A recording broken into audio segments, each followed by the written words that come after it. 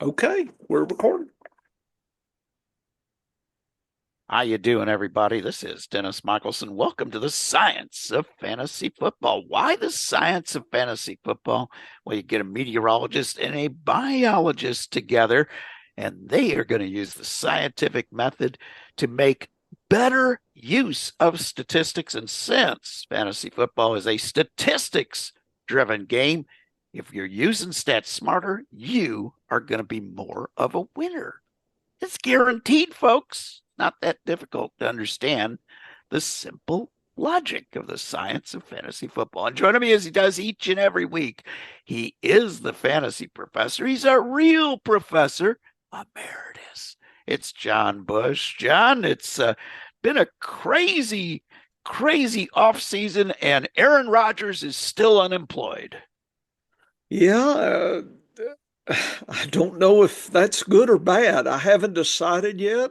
Uh, Fortunately, ADP and things, I don't have to worry about that till August. So I'm assuming some of the mystery will be settled by then. There'll be other mysteries, but I think Aaron Rodgers' mystery will be solved one way or the other. I really wasn't. I really didn't need that mystery to be solved, Dennis, by the No. way. It wasn't something I'm worried about. Twitter, there were folks, I don't know, like to post every few minutes, and it's just not what I'm doing here. There's still stuff out there. There's some free agents I'm curious about. I guess the draft is about a month away. It's March 20th today. We're recording a little early. I'm heading down to Louisiana here, kind of recharge my batteries for the put up to be another year of a Saints fan. We have to kind of go back to the home state to kind of recharge, and really understand our what our suffering's all about each year. And you kind of have to uh, just breathe in that air down there and have you a little crawfish and some gumbo and whatnot, some gas station food. I don't know in your part of the country, but in Louisiana you go to gas stations to eat. There are places I know that they'll have fish and crawfish and gumbo. I mean, just right there. They'll have a little deli case and they'll be selling you gas and the regular stuff, but then they'll have a food center, not just the old microwave pizzas or burritos. They'll actually have some good Cajun food. So it's a different world down there. Horse racing's fun. Fairgrounds, Louisiana Derby's coming up, and of course the Arkansas Derby here, right down the road. So I'm keeping myself occupied following the 3 year olds and probably gonna make some investments, probably some losing investments come Kentucky Derby. Saturday, you and I will probably have a few picks Oh, for yeah. folks and Yeah. whatnot. So I guess today is the bracket. I think you filled out the perfect bracket. Yeah, it's Yeah.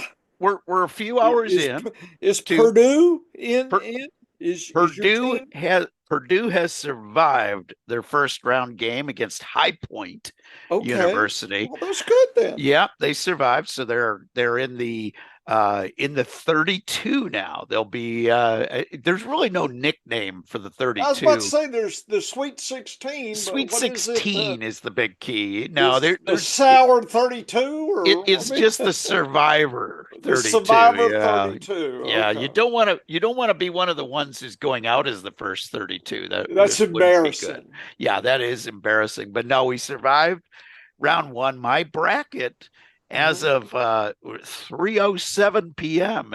Central Time Yeah. as we are doing this. My bracket is still perfect. Nice. Yeah. So I only had one minor upset of Creighton beating Louisville, but no, the Aaron Rodgers thing Yeah. has become almost comical. It does remind me more and more like the old Saturday Night Live, skit about Generalissimo Francisco Franco, valiantly hanging on in his quest to become or to remain dead. It's just like this every week story that nothing has happened. And, I'm trying to think of what life would be like without Patrick Mahomes with my favorite team, the Chiefs. Yeah. And I was thinking about that. I'm like, okay, who is the worst quarterback that I remember in my time as a Chiefs fan? Okay. And I'm trying to think, and it would be right after Len Dawson retired.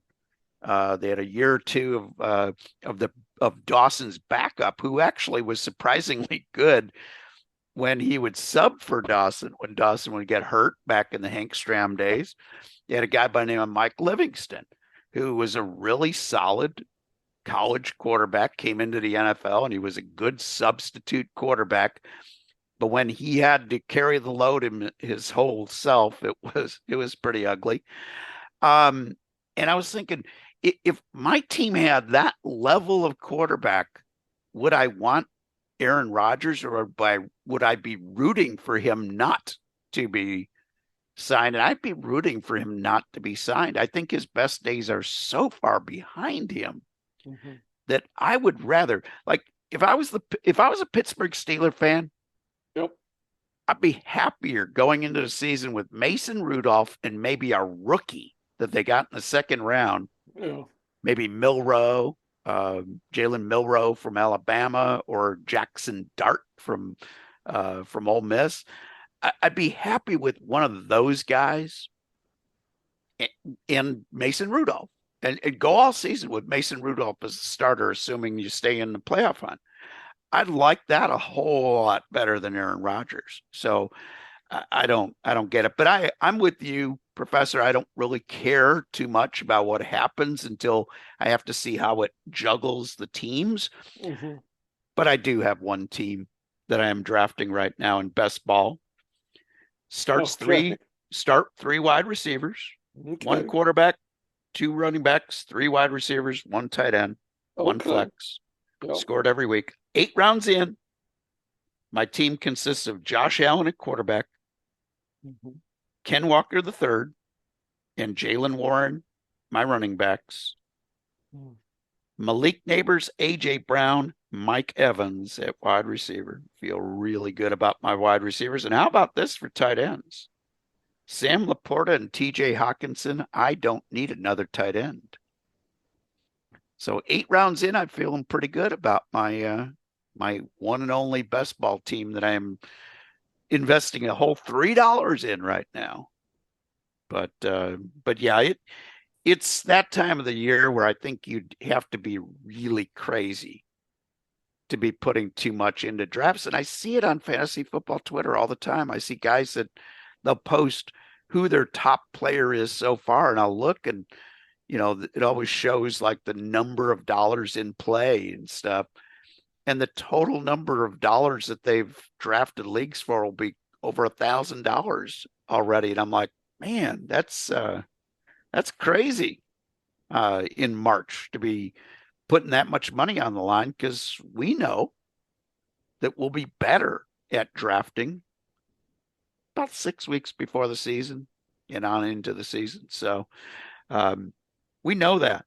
Oh, and yeah. So right now we're kind of looking at the draft going, I don't know. But Professor, great illustration this week in my own personal quest to get better at fantasy football of how this scientific method works. Okay. In fantasy football, because I got the bright idea about a week ago. How would my MVP index work on team defense and for kickers? We play in a lot of FPPC leagues where they still start a team defense and a kicker. So I thought, what if we get better at that? We get a little better at that. We do a lot of streaming right now at those two positions. And you know what? I have not got the editor to go up, but here is the article that we will have to check and whatnot. So if you've got some data here, if you want to talk us through. Yeah, let's come down to where do you want the data? Let's look at the 2024 team defense by MVP. by Now, MVP. you define, which we had a discussion about definitions, Oh, and yes. you and I advocate definitions, but again, the expert problem we have, and I think you and I have touched on it in past articles up on the scienceoffantasyfootball.com. You could look at older material if you're curious about our thinking. But long story short, we don't have certified, defined scientific experts in fantasy football, folks. Nobody has a PhD in fantasy football informatics. There are people tangential. Myself, I have a PhD in microbiology and immunology, and I'm sure there are people with masters and PhD in data science and stats, and probably some mathematicians out there. But nobody has the applied degree. It would be an applied degree, Dennis. It would not be a theoretical. I mean, No. yeah, people, as you know, there are theoretical, like, climate people that are kind of esoteric and thinking and modeling. And then there are the applied people that try to take the esoteric and make it predictable and actually are kind of do the work, right? There's people build better engines, but then there are engineers that make the race cars, right? So there's two different sides of that coin, and we don't have anybody that has a working degree in fantasy football. There's no scientific society, there's no journals, there's no peer review.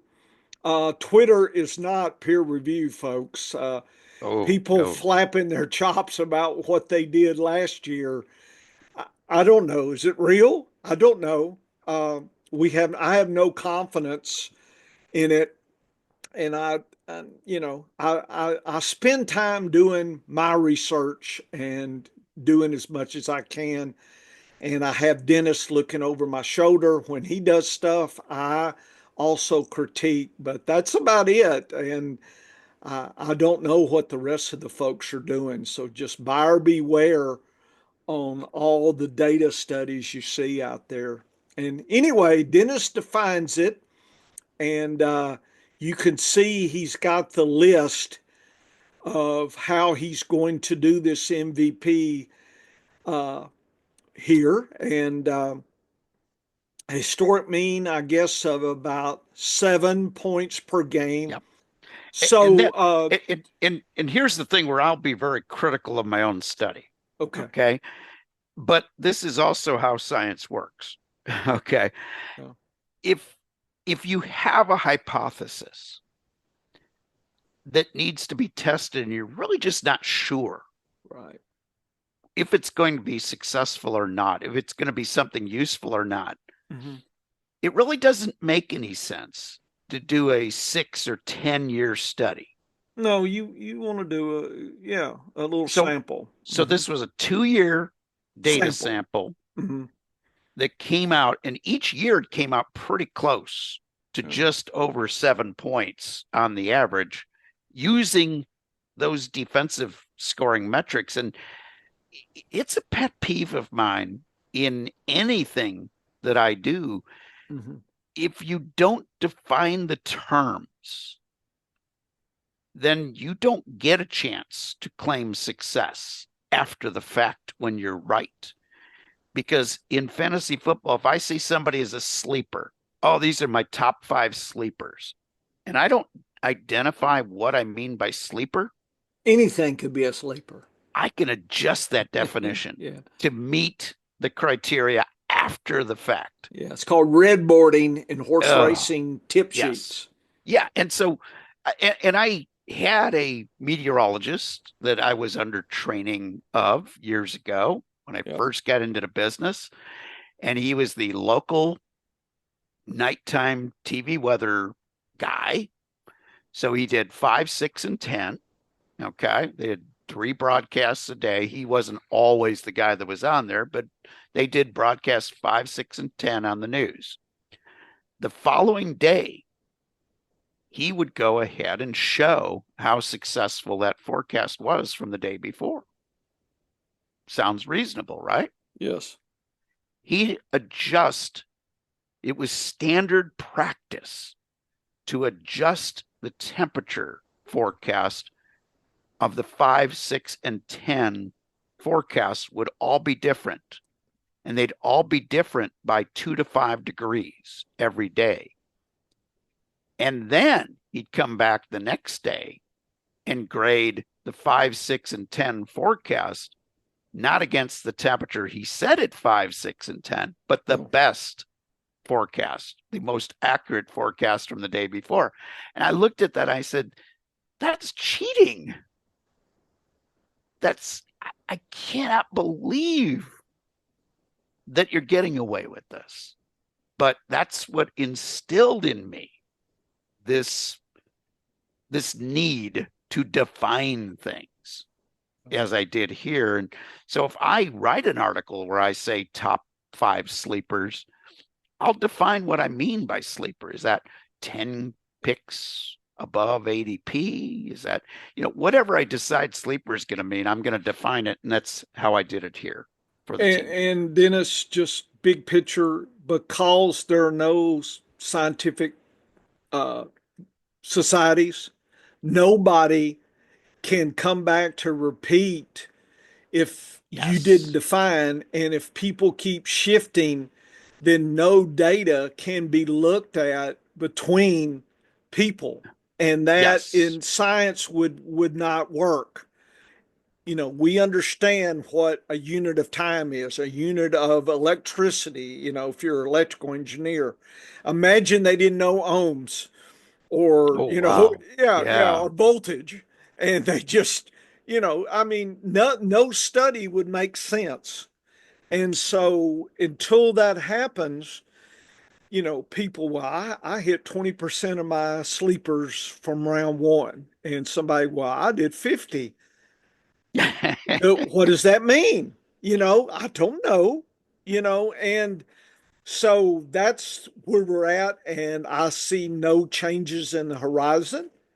And I, it would take years to get to that point. It's going to take probably a data science department to offer maybe a minor in fantasy sports informatics, just to start a curriculum.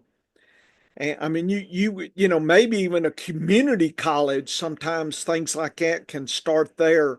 And then it would have to build probably over some years to finally get a bachelor's of science in fantasy sports informatics. Well, here's what I don't understand. It would take probably 20 years to get a society if we started now. But it takes a while. Here's what I don't understand, though, and why it can't be done, and why I'll probably be crazy enough to give it a try.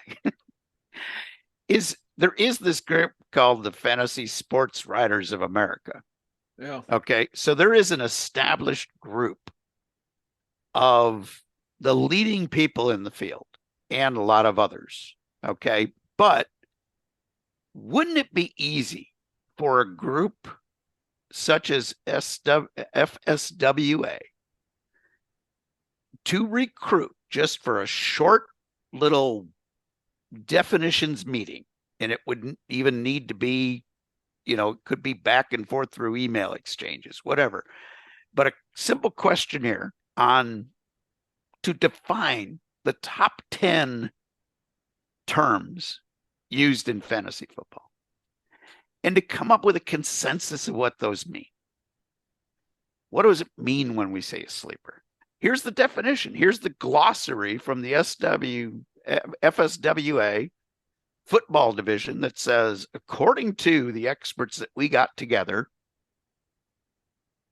we've defined the terms as such. And it's similar to how AP Stylebook does things for writers. Yes. In the newspaper business.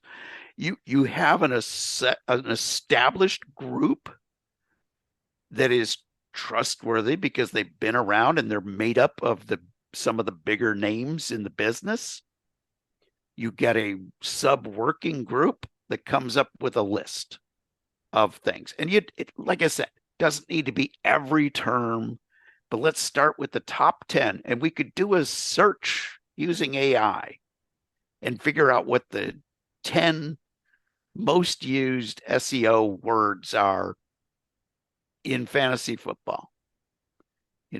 Sleeper, bargain, whatever those terms are. And we could define the basic terms and start the process of actually using definitions. That I know it's a pipe dream of mine, but I think it can be done if you get the right people motivated. And in fantasy football, I sometimes wonder though, Professor, if there's some of the experts out there that love the vagueness of not having terms defined because they can play games with saying how good they were after the fact without anybody being able to check because there are no definitions before the fact usually. I agree. And that's one way to do it. I've got other ideas, but we'll move on, but we will always talk about that, Dennis. So anyway, Yeah. So I did define the data. One more piece of information here on your study. When I've looked at this differently, I looked basically at I think it's one of the sites, free sites for data. And long story short, I found historically last year to this year that the top group and the bottom group, the extremes tended to hold well. The middle parts didn't. There was a lot of fluctuation. Yeah. And that was my only takeaway. Uh, and it's been a while since I've done that study. I don't even know if I made a video of it. May have been back in the days when I was blogging before I even had joined Fake Pigskin. So I just found the extremes. So for my 2 cents, I only paid attention to the top 4, 5, 6, whatever. I forgot exactly, but it wasn't too much more than that. And just made a note if if I was going to draft a defense for the whole year, but over the last 7, 8 years, Dennis, I've just been streaming. So Yeah. I just for best ball, I just look at week 1 and 2 and just say, okay, is there a team that is going to be streamable both weeks? I mean, that would be a bargain. And that's what I would do. Last year, I believe it was the Saints first week or so. And I think that worked out. And of course, I flipped, I moved on. So the whole time you and I played that game for our dynasty team, I was in charge of that. And it worked pretty well. We had some good weeks, some weeks that weren't as good, but I felt like we got more than average. But that's just my guess. So anyway, that was my only point, Dennis. I don't know if you've checked the MVP extremes on this Yeah, and yeah, I asked the did. question. Yes, I did. Okay, And good. and So so why don't you take us through this then? yeah, so you see there is a gap between the best and the worst. There's quite a gap even from first to Look, 12th. There's a pretty substantial gap. You go from a almost a 112 to an 82. That's a mm-hmm, difference of 30 points in MVP. mm-hmm, And we know that is a fairly good difference in mm-hmm, at mm-hmm, other positions. mm-hmm, So if I've got a 30-point difference, I know that that's pretty significant. mm-hmm, So that was encouraging mm-hmm, to me mm-hmm. when I looked at that. And then I The looked at range the is 112 versus 18, 18. basically. Oh, Yeah. yeah. So there's a huge range. And what you can see is it's very top heavy, too. So Yeah, if you look look at, at number 16, Dennis. Usually the median with your metrics here would be about what, 67 maybe? yep, yep, And I would think on a scale, I would scale this 1 to 100, 0 to yes, 100 and try to Yes. hit this at around 50. I could do that, but I think for what you did, I'm not sure it's worth doing that. But Yeah. So anyway, so go what I ahead. did is after I looked at that season, I said, "Oh, this is encouraging." Last year it's encouraging. If I had one of the top six defenses, Mhm. okay, and I'd even go as low as top eight, Yeah. there isn't much difference No. but between the top eight. Okay, so they're pretty tight. Mhm. If I had the third best Mhm. versus the eighth best, I'm pretty much the same. I'm only within 6 points Yeah. So on they're MVP. So pretty that's much not a big deal. no. So if I'm within 10% of the third best, if I can hit 10% of the third best at any position, I'm feeling pretty good Yeah. about my starter when I'm only starting one of them. Right. So so there, it was encouraging because there is a big drop off. So there is something to see here. But then when I went to 2023 and checked, a whole bunch of different players involved. So when you got right down to it, and you compared one team to the next, there were only 13 of the 32 teams, so Mhm. about a third, that were within 20 points plus or minus from the previous season. Mhm. There were 9 teams that had a change of more than 30 points. Now you're talking 30% difference because the top score is about 100 each Mhm. year. So I'm And looking at notice that. your median is about 82. Here it Yes. was 67, 64. So Yes. that's I think they need to be scaled differently. Correct. And I'm not done with this data yet. Okay. Okay. But what the data said to me was a And couple here's of your things. conclusion. Here's my conclusion is that as it stands now, there's so much difference from one year to the next. There's very few teams that stay the same from one year to the next, Mhm. that I'm not confident that I can just load up on the top guys. But what you said was really interesting to me is this concept of, if you had one of the top defenses Mhm. last year, so in other words, if I'm in the 90s Mhm. for my MVP Mhm. in 2023, and I compare that to 2024, there are only two of those 7 teams that really were substantially less. So now Mhm. 5 out of 7 is sounding a lot better than just a third, Mhm. staying close to the same. And the best 3 teams, I'm really happy with those guys. Mhm. Okay. And then when I started looking at it more detailed, I'm like, okay, one of the teams that had a big drop off was Cleveland. They had one of the biggest drop offs, but we knew that Cleveland's defense was not going to be as good last year because of the guys they lost. So now I'm starting to think, well, maybe this is forecastable a little bit better than I think, but it isn't such a high percentage of hits that I'm saying, hey, I found something magical. Mhm. But I also don't think I found something that's totally unforecastable. It's just we're going to have to look at the data in more detail. I was hoping that we would have more similarity than we did. But you're right.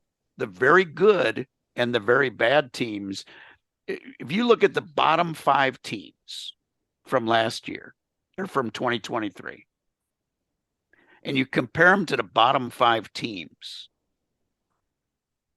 or you say, hey, was it an acceptable level of MVP to be excited about this team? And the answer was no. Only one team, Washington, got substantially better. What happened at Washington between 23 and 24? Whole new coaching regime. So again, forecastable that there would be an improvement, but still not quite there. But if I look at the teams from 2024 and I see Washington with a 70, 0.6. Okay. And that's not great. It's not bad, but it's not great, but it's about 16th, I believe, somewhere around there. Mm-hmm. 2023, they were at 32nd. Mm-hmm. So they popped up considerably last year. Mm-hmm. And if I look at that and I say, better team, better players now, I could forecast maybe they're the sleeper defense to go from 16th last year. Mm-hmm. Maybe they're a top 8 defense this year. So I'm not done using this data, but I wanted to show this study because there's 3 things that happen in a scientific study. When you have a hypothesis, like I did, will MVP be a successful forecasting tool for team defenses? That was my hypothesis, or that was my question that I was asking. Yeah. Will MVP work? The question was maybe. Okay. The answer is either going to be, oh, yes. It's going to be maybe, or it's going to be absolutely not. And when you get those answers, you can adjust what you do next in a different way. So in my case with this study, I know that I can't assume that the top team Denver is going to be the top team next year. Okay. Top team last year is not necessarily going to be the top team the next year. There was so much change at the position. But if I look at the top 5 teams from 2023, there's only one that I wouldn't have wanted last year. And that was Cleveland. So I can look at those teams and say, okay, Denver's at the top. Are they going to get better or worse? Oh, they might even be better. Minnesota, are they going to be better or worse? I think they probably will be about the same, maybe a little worse. Maybe their offense won't be as good, and they'll put more pressure on the defense. Green Bay, I'm not really sure. Seattle seems to have lost a few players. I'm not sure. Baltimore should be fine. Pittsburgh should be fine, and they've been fine 2 years in a row. Philadelphia lost about 6 starters. Are they going to go back to 2023 for them? That's the way I think we can use this tool, but I'm not ready to put a lot of faith in it yet until I see more, do more study, and see if I can predict the future. So this season, going into 2025, I'm not scrapping this study. What I'm doing is I'm saying, okay, hypothetically speaking, who do I think is going to be the top 6 defenses? And I want one of those top 6 if I can get them at a decent price. I'm not overpaying for defenses still, but maybe having a top 6 or a top 8 defense is a better way to go than streaming. And so what I'll do is I will grade that ability to forecast versus our streaming, because I know there'll be teams that we're going to be streaming this year. So what I'm going to do is I'm going to grade our MVP each week. How did we do on streaming? Did we do better or worse? So when I put out a standings during the season for MVP this year, I will have not only all 32 teams, but I'll have our streaming option as well. Excellent. Very good. I was multitasking. I went through Grammarly while you were discussing it, and set your criteria up so it's a little more straightforward. I'm probably going to put this in a table here for us, and I'm not sure this will come across if I copy and paste, but anyway, I'll make this better. And so it should be coming soon. Maybe early next week. It depends on, I don't know if I'm gonna get time this afternoon, but anyway, got to multitask, Dennis. And the whole purpose of this exercise was obviously, yes, to try to find an advantage. And But remember, negative negative results is not bad. It's No, just it's not sexy. And so, what we miss by not having a journal is work that has, yeah, we were surprised here. This was not what we were. In other words, a good article will take you through everything. They won't just highlight the good. They'll say, yeah, we missed on this, but now we'll go and do some other tests. We don't have that in fantasy football. nobody ever So nobody ever wants to admit they were wrong about anything in no, fantasy football. Have no, you noticed no, that? I'm no. I'm not shy to say years ago I blew it on LaVisca Chenault. He was one of my first when I first got involved in rookie drafts Yeah. in leagues. LaVisca Chenault was the guy that I thought was going to be something, and he has See, every hung time around I as a hear the word viscous in science, that means slow, viscosity. So every time I would see that, man, this is slow. There was what was a jockey? His last name was Sucky. You remember in oh yeah. Massachusetts? And I was just like, what? And so the big joke with my dad and his old drunk cronies every time they bet, and well, you put in old Sucky in your exacta. What do you expect's going to happen? And they'd look and say, yeah, you should have told us. And so they'd forget about it. And I'd have to say, who's in your box there? Old Sucky's in your box. Is that what you're going for? And they'd, of course, if they did change it, he'd probably come in and boot a long shot home. Then they get mad at me. So I just shut up. But I would remind them. So every time I saw a jockey had a funny name, I'd be, so that's just, when I hear Laviscus, it's just like, slowward John or something, or slowward Gibson. Like, no, I don't think I want him as my running back. You know, Yeah, and I did spot talent because LaVisca Chenault just signed his 10th year.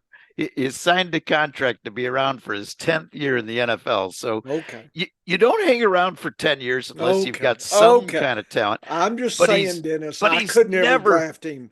he's Viscous. never well he's been very viscous It's in like I always felt like fantasy his football. his feet had fly paper on it, sticky, and his steps were just I could just see him being that step slow, and I just couldn't draft him in any of There my are teams. there are some guys that just don't have that name that you think is Yeah, but there going was to be one, like I popular. said, there was a jockey called last name was Sucky, and I just said no, I'm not betting on old Sucky.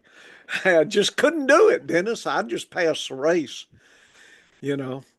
So anyway, well, that is good. I will try to put this here. This will be our pages here.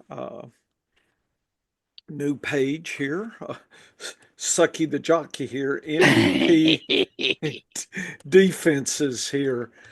I'm gonna go ahead and drop it in there and see what's going on. Since I've already done it and I've got it up, so I won't forget.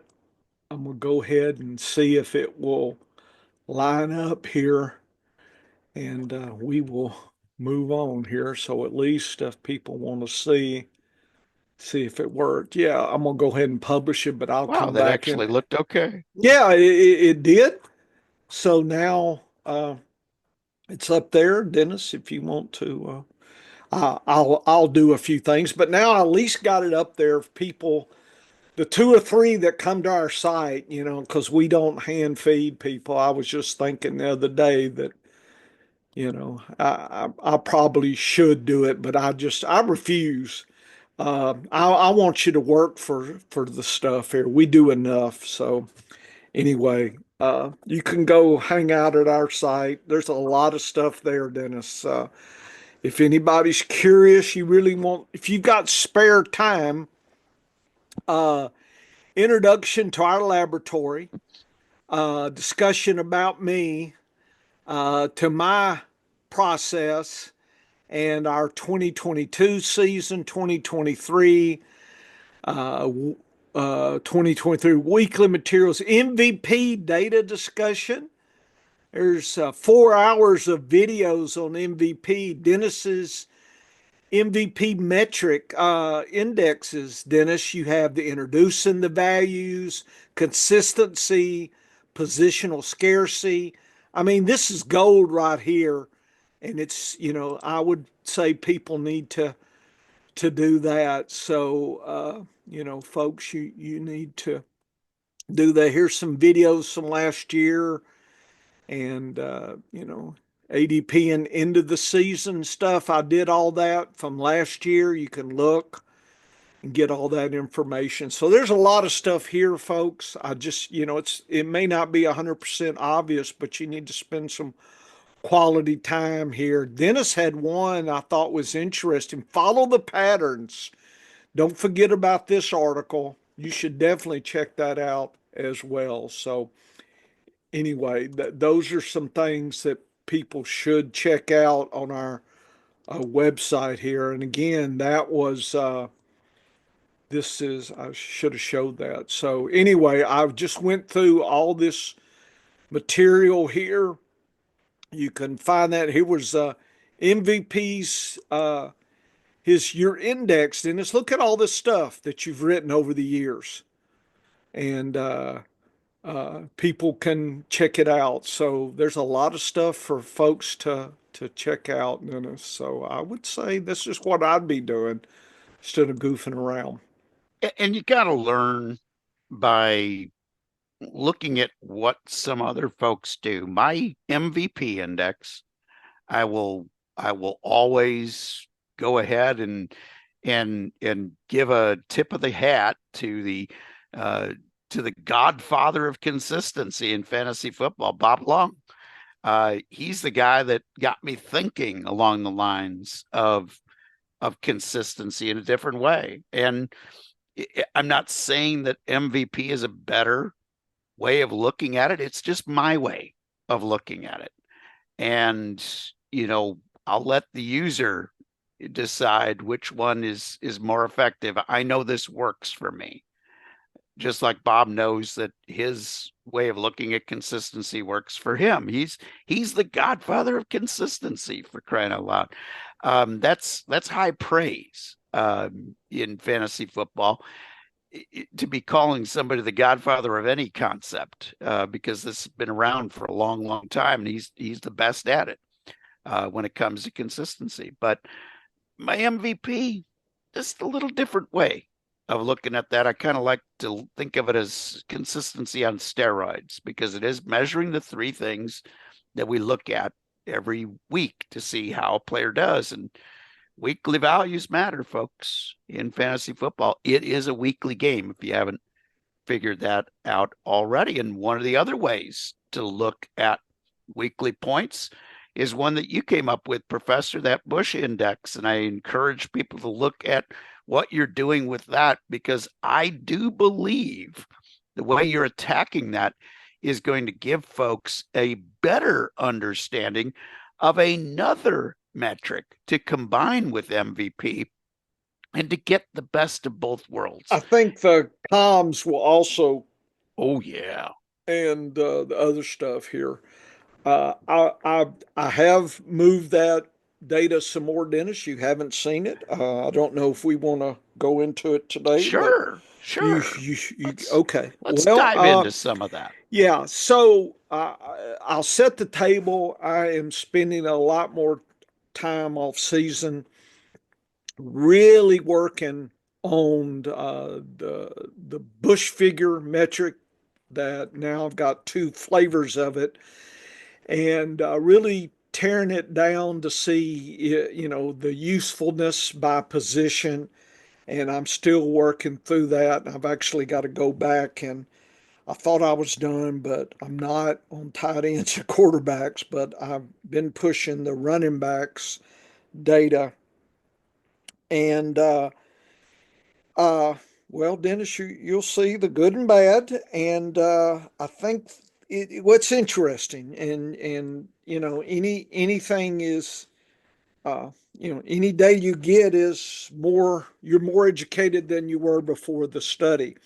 I will say this: rookies cannot be detected by these because I need at least last year's data to try to predict this year's, right? So I did find that there were players off the radar, and some of them are rookies. And I think Dennis knows just fingertip knowledge more than I do about each rookies each year and whatnot. So I will say that something that was brought home with the running backs was that we're going to have to use other metrics, predictions to help us grade rookies. I believe draft capital, is a good metric. I've done some studies years ago and found the first a couple of rounds are very predictive, round three semi-predictive, and it got lean after round three. Again, overall, it wouldn't mean there weren't some winners out there. Obviously, people always remember the long shot they found, right? Oh yeah. And that's but overall, if you're just looking randomly, it gets lean after about the first three rounds at finding, some solid players there. Won't mean that they won't show up late in the season. That's when I've seen, some, and we saw some last year. Estime is one that came to mind, that didn't. And who was the guy in San Francisco? Garendo. Yeah, it just you got a feeling there was something there, but just didn't have enough time to put it all together, to where you could really get a feel for that. And there might have been some others that Dennis probably knows that I missed last year. So that can happen, but overall, it's rare that somebody like a Saquon comes along year one and just, or a Bijan, those are the ones we remember, but there's a lot more rookie running backs that come into the league, just those two. And they're, you don't know who, it's like who? And you'll see in the database, there's a survivorship, there's a winnowing down after the first couple of years. It looks like it really starts dropping. It's like these people, for whatever reason, probably are not going to make it in the NFL, or they're going to have to find a useful, return punts or something. They better find some way to make themselves useful if they can't, do the running back catching or rushing. So anyway, that was something. So let's see, what should I do? I think I will look at my PowerPoint here. Uh, and so let me start at the beginning of where we were at. So last week we were discussing, uh, uh, I was looking at the two versions of the Bush figure and the Bush figure linear regression version. So the Bush figure was based on the top 48 uh, players each week. So it's a weekly metric. I look and figure out how you did in each week and divide that by the number of games you played. And it's just kind of an accounting system. How many times did you show up? And I was not comparing between players in a position. I was comparing all the positions: quarterbacks, running backs, wide receiver, tight end, kickers, even. and asked the question, were you in the top 48? And I've got some introductory materials in previous discussions that you can see where we're at. And then I made a model using principal component analysis and a multiple regression uh, analysis and did an equation and figured out a variant of the Bush figure. And so I have two ways to look at it.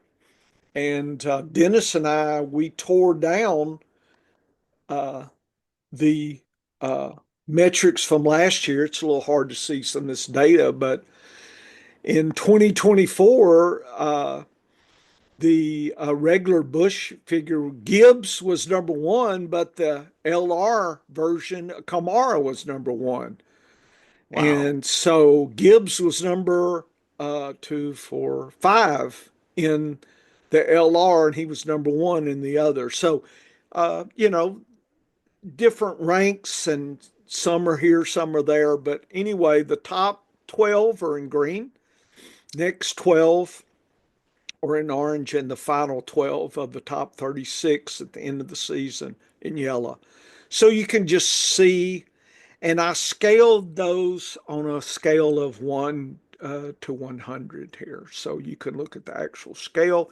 Dennis, you and I kind of bounced around this a little bit. So we'll definitely be looking at these guys to try to make predictions. But notice I cut the pie into threes, right? Top top 12, next 12, next 12.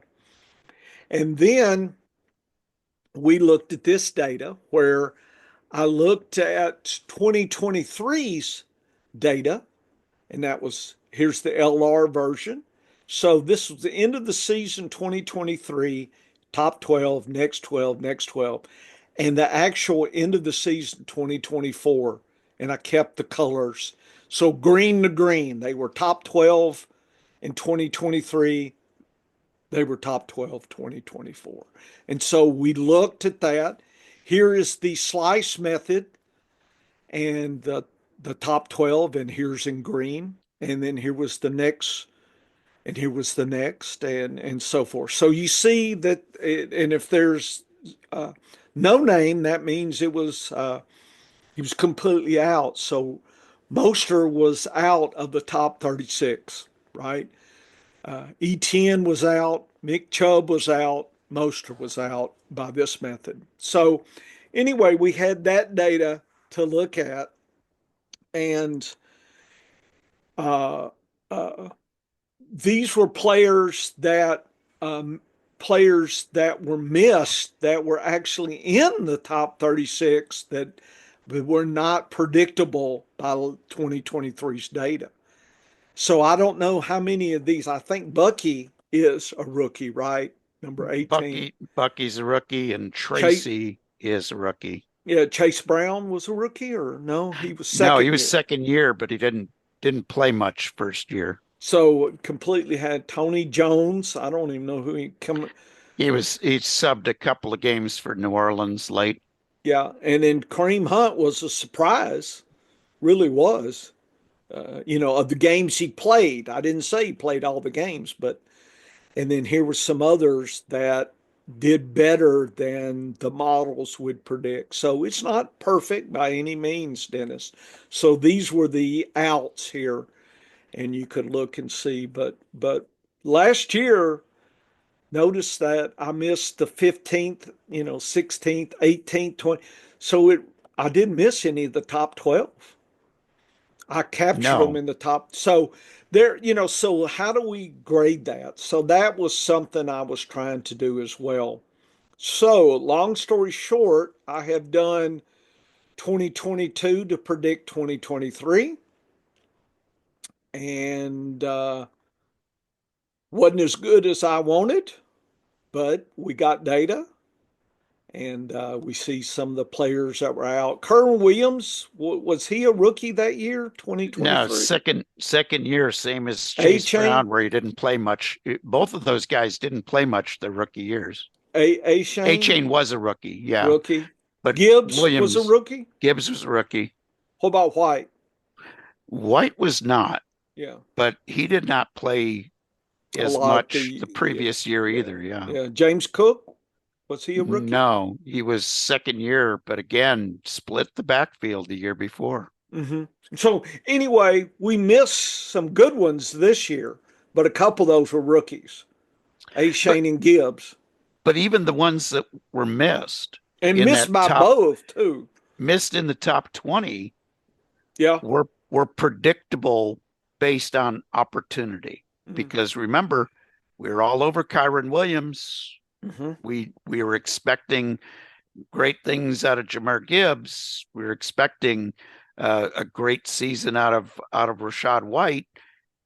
He didn't disappoint. So we are we know we're pretty good at forecasting to make up for the few misses. And here's the joy of it: when you're finding these guys that are the quote unquote misses Mm-hmm. by the data, Mm-hmm. they came a lot cheaper ADP wise. Mm-hmm. So Yeah, yeah, yeah. our data is still doing a good job of telling us who the best bets are. Right. Well, I'm just showing it, Dennis. Let the chips fall where they're made because it's not fair.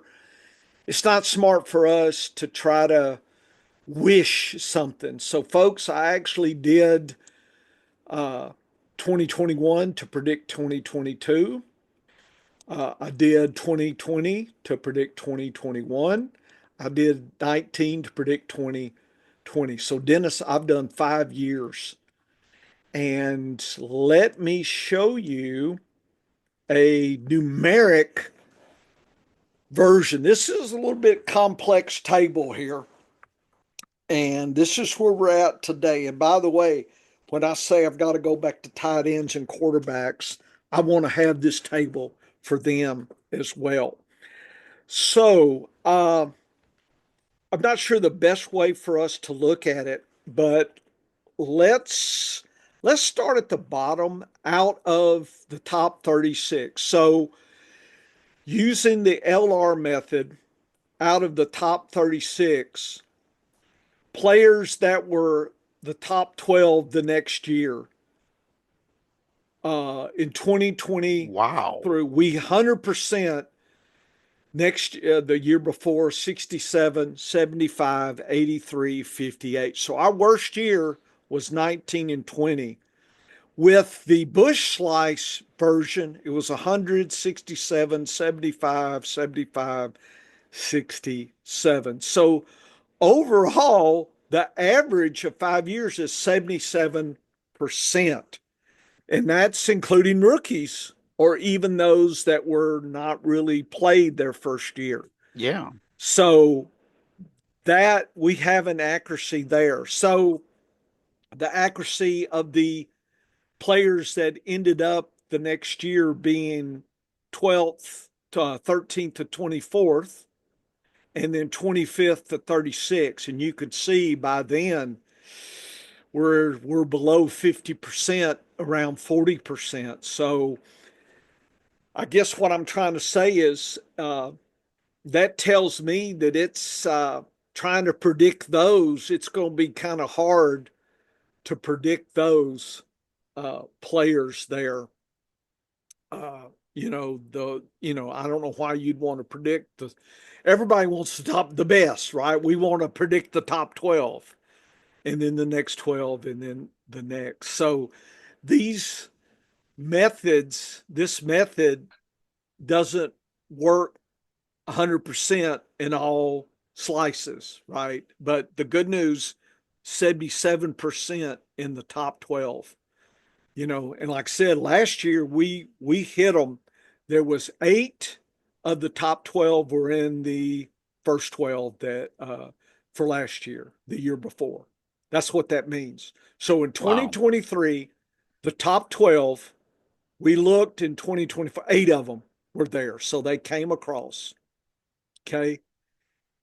2 of the predicted top 12 were in the next 12. 2 were in the third segment. So in some ways, 8 out of 12, we hit, green to green, basically. So that's another way to look. So there's multi ways to tease this data out, Dennis. Here was the complete misses. We missed one that were just completely, out. Uh, just completely missed it. One of the, I think maybe Moster. That was Mostert. Yep. Yeah, yeah. He got hurt, I guess. But the Bush Lice missed three of them. So there's a lot of ways to look at this data here, Dennis, to see. And I got to think about it because I just finished this today, actually. And so another way, I actually graphed each year. So here was the LR, and we really hit 2 of the years. 2 of the years, and 1 year, really bad. We had a terrible year. Notice the green for the 1 to 48 was a lot more steady. So the variation, Dennis, in other words, 64555 Oh yeah. versus 84371. So the LR gives you really the best or the worst, whereas the steadiness in the slice. Now, I have not compared players that were both green for LR and slice. I've got to do that as well. Oh So yeah. the double doubles, how did we predict there? You know what I'm saying? Oh yeah. And it's almost getting back to what seemed to work last year is you start averaging all the metrics. So that would be how we would do that. So I want to do that for the com, and I would love to do the last 5 years for your MVP, and we could then look at all of them individually, and then we mush them together in various combinations. So MVP versus Bush LR, com versus MVP. In other words, is there two of them better than putting five? So you can see that I am going to try to put all my time into really hitting the predictability. That this is my year to try to get all our metrics and look at the prediction, good or bad. It would be disingenuous to say the LR is the best ever. Last year it was, but in this was year 2020, we'd have one out of the top 12, only one made it back. That'd be bad. That'd cost us money, Dennis. But you're saying, well, that sounds bad. Well, but I show you 8 and 7.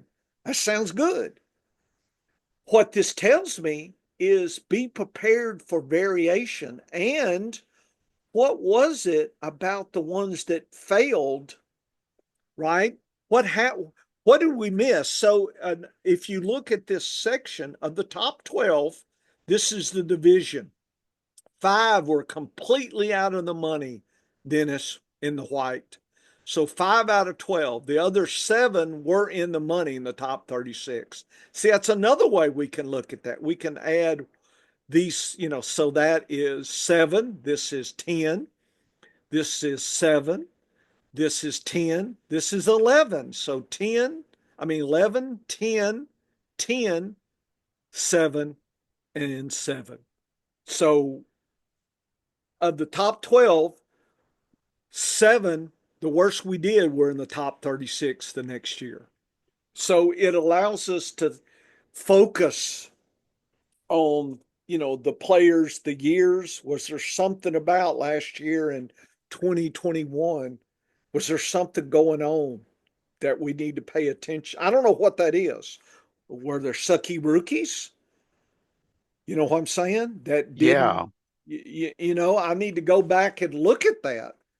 So if we have a lot of rookies that figure or second years that didn't get a lot of playing time, we would be ridiculous for us to try to throw them out if they're going to come in. Because if you look, 20, this year, the ones that were out, see, I didn't have a couple of these rookies I couldn't. So that meant that my top 12 was probably missing, really was top 10. There were two that were probably, they were thought of so well, they were going to be in there. So I already had two that were not as good as I thought they were going to be. So I guess our rookie opinion is going to decide, how's our forecast for the year. You see what I'm trying to get a sense of how bad can we be because of the rookies or the low players. I think we don't need to be after the fact surprised. We need to go into 2025 looking at the landscape and using your metrics and hey, is this Bush stuff really not going to catch these rookies and they could be in the top 12, or some of these 2-year players that are, getting a chance? You know what I'm saying? In other words, the expectations. I don't want to be surprised. And if you say, Bush, we got four, Williams, A-Chain, Gibbs, and White could be in the top 12, then that warns me that the top 12 from last year is could be weak. And it was. I only hit four out of the top 12, because the other four, if we were 100% accurate with rookies and expectation, that would explain eight of the top 12 that were this year. You see where I'm thinking here, Dennis? I'm trying Yeah. to So anticipate. So Dennis, before I forget, trying to juggle this, folks. This is not something to where it's just laid out like a piece of cake and you can eat it. This has to be chewed, rechewed, rethought, relooked at. And again, I think having Dennis's MVP, Dennis's his rookie ESP, whatever he's got, that opportunity ESP that he does, having somebody that's good at that, I think it's all together. It's that level. And there's not one metric, Dennis, that I think we're just going to say, damn it, unroll the bankroll. Here we go. Because if it was, everybody'd be doing it now. If it was obvious, everybody'd be doing it. yeah, so a couple of things here that I've noticed along the way, and because you way you grade the players, it's on a per game basis. So Yes. you might have a season where it was not very predictive to be in that top 12, Mm-hmm. but maybe those three hits were all players that the year before had a full season. In other words, maybe some of the guys that dropped out of that top 12 the previous year, maybe a few of those had partial seasons, and then a few of the misses had partial seasons. You see what I'm Yep. getting at? Yeah, or So, even imagine the first part of the season they were playing hurt and got better after the bye. correct. What this data is good is it's good for flagging players that you need to then look at, and you need to analyze the situation. What happened to those players? Like this year, in 2024, from 2023 to 2024, Mostert was the only miss, Yes. and the reason he missed is because he was hurt and replaced. So we already knew he was going to lose playing time to A-Shane, Yeah. and then he got hurt and lost it all. So that's a player that we were already cool on. So the miss didn't hurt. Here was, if you look at the misses for 2019 to 2020, Tremaine Pope, I don't even He only played a couple of games that first year. So yeah, James White, he may yep, have got hurt. and he was coming off the Le'Veon bench. Bell, I Yep, don't, and part time. Marshawn Lynch Yep, and Saquon. and Did he get hurt? Marshawn retired, Did so that's did why he didn't make it. And did Saquon Barkley got get hurt. hurt in Barkley got 2020? hurt. Yeah. Yep. So you've got to be thoughtful a little bit here, but So anyway, three of those misses mhm, were not being were explained. were based on guys that set that number with a very small number of games, and I'll guarantee they were under 4 games each. One guy retired. So Hmm. you knew he wasn't coming back. So your percentages for that year Hmm. really need to be But calculated but based but on but look 11 at players, the not the top 12. slice method was a Yeah. lot more sweet that year. Yes. Yes. So folks, when we combine data or we look at the individual, we're going to be like, it looks good over here. So I'm not going to be biased saying, well, it's not over here, so I ignore this. I mean, the whole point of having different ways to look at it is we have an opportunity to look at this way of looking at the data. I mean, in horse racing, there would be multiple ways to look at speed ratings. They had the Yes. Bayer method. They used to have the old racing form used to have their own speed method, and other people, uh, the figs, the rag numbers, the thorograph numbers, the equibase number. There's about 10 ways Dennis did 10 different speed figures. Early and late. Yeah. Yeah, and Yeah. so people, you have different ways of looking at it. You just can't say, well, this speed figure says sucks, so I'm throwing it out. What it does to me, well, all the other ones agree. So, okay, maybe I'm not going to take even money. Maybe, I mean, then you start playing with odds. And for in fantasy, it'd be ADP. Okay, the Bush LR saying, but the slice method saying, yeah, go for it. Well, maybe be a little loosey goosey on the ADP you'll take, or that kind of. I want to, at the end of the day, it's all about the value. And so, folks, if you hadn't got the feeling, you've got to have people who understand forecasting, data, probability, and things like that. You just cannot have people that show up and just take some figure and try to cram it down your throat saying, I'm the best ever and this is what the figures say and I'm not going to look at anything else. Folks, that's not what we do. I mean, I want somebody to come in and say, boy, your figures suck. Look at my figure. And I said, well, is it repeatable? Yeah, here's the last 5 years. Have you statistically looked at it? Yes, here it is. By the way, Dennis, I know of no figure or study that's ever done other than me looking at some of the stats. I've never seen it done. This is the first time I've seen anybody take, any kind of metrics and look at it, 5 years and use last year to predict. No, and that's the way you've got to be doing this. And what I'm seeing is you can get yourself into a trap sometimes with data. For instance, right now, one of the biggest problems I see with rookie analysis is the fact that a couple of years ago, Puka Nakua changed the way we thought about late drafted rookies. Yes, tricked you, Okay. baby. So, yes. So if you use him in your model to predict the future, you're probably going to be missing because he was the unicorn and you're not likely to find another unicorn that hits all of those criteria that made him special. The next unicorn is going to have a different set of criteria Mm-hmm. that you're going to spot. So I always worry about, first of all, you never rely on one metric too much. Okay. Yep. I love my MVP number. I really think it's a great way to grade players.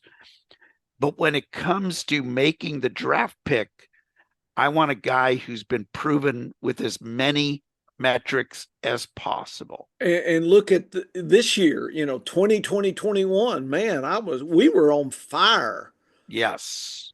that kind of thing. Miles Yeah, Gaskin didn't make it, and Mike Davis didn't make it. and those were both part-timers. Yeah. So it's a case in point here where if you look at the misses, the complete misses who didn't even make the board, Yep.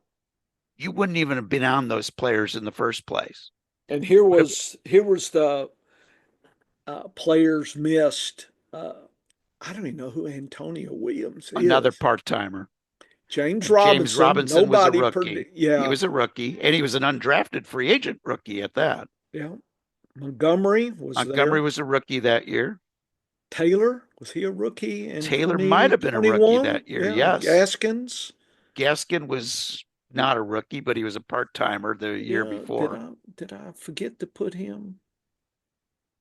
Or maybe I don't know. Anyway, But it's always important to look at your misses because sometimes those misses are easy explained. yeah, And if I've got a part-timer who wasn't he wasn't going to make the list because he wasn't expected to be a starter, that's a whole different story. But if I have a part-timer that hits this list and now all of a sudden he gets an opportunity to be this full-time starter, that's a guy that could be a big value. So mhm, this data can be used in a variety of ways yeah, to test um, for an existing high ranked player yeah, that he's more bulletproof than others that are being drafted around him, and could also be used to say, okay, this guy was a part timer and put up good numbers, and now he's a full timer next year. There's no reason he shouldn't be making the top 24 and at you know RB 36 in the draft. He's a huge bargain. There's so many ways to tie the effectiveness of this data back to ADP mhm. and have different rules for different levels of ADP. This is brilliant stuff, Professor. Well, it's different, and I think it makes us think, and that's all I can say, folks, is this is the level of thinking. There's a lot here to chew on, Dennis. There really is. And it's always a journey. It's not, Yeah, it is a we're never journey. going to get to the destination of perfection, Yeah.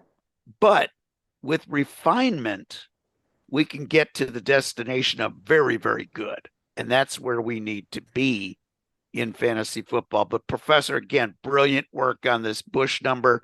I told you last year that I thought it was worth more analysis. And I like being proven right because one thing we see in this data is that doing the extra analysis and the extra work and the extra fact finding Mhm. certainly paid off. Yes, I agree. And that was for running backs. And so now, Dennis, I've got to go back and try to predict the 5 years for tight ends and quarter. I can't, I can't, I can't let it slide. And folks realize that I'm going along and I kind of don't, I probably should. And if I had ultimate time, and that's just not my personality, I kind of stumble around. I'm not just Spock and a Vulcan, just, so I kind of have fun with this. I keep it fun. And now I've got to go back and do that. I'm really torn. Should I just plow ahead with the wide receivers and try to knock this out? But I think I'm about done with the running backs. I've got to look at that chart a little bit, but I think the last thing I'm going to do is look at players that are suggested by both methods. Kind of start doing this combination thing to see if there's any bias that way. In other words, how does the green greens versus the green orange or the green yellows do, right? Versus the yellow yellow or the orange orange or the orange yellows. In other words, have the different combinations between the two metrics. And I want to do that for the MVP as well. And I think we'll start combining them with some of that. And I think that's going to be really interesting if we can, have this done by midsummer here. That I think we're going to be stronger than we were last year on our Yeah, metrics. definitely think that. And this is, again, a great illustration of the scientific method at play. The professor had an idea, he executed it. The answers in data is giving him the input of several things. One, what needs to be researched next? Yep. But number two, running backs is showing that that is so successful that it makes the time invested at quarterback, tight end, and wide receiver definitely time worth taking. Now, if this had been a case where less than 20% hit across the board over I, 5 years, I would love to see that because that way I can drop it and move on. then that eliminates it. But the fact that it showed progress and showed success means that the professor has more work to do. Yeah. And it's when you look at that and you think about that data, uh just putting it together. But I think crisscrossing Dennis is the next thing that I'm gonna. Yeah.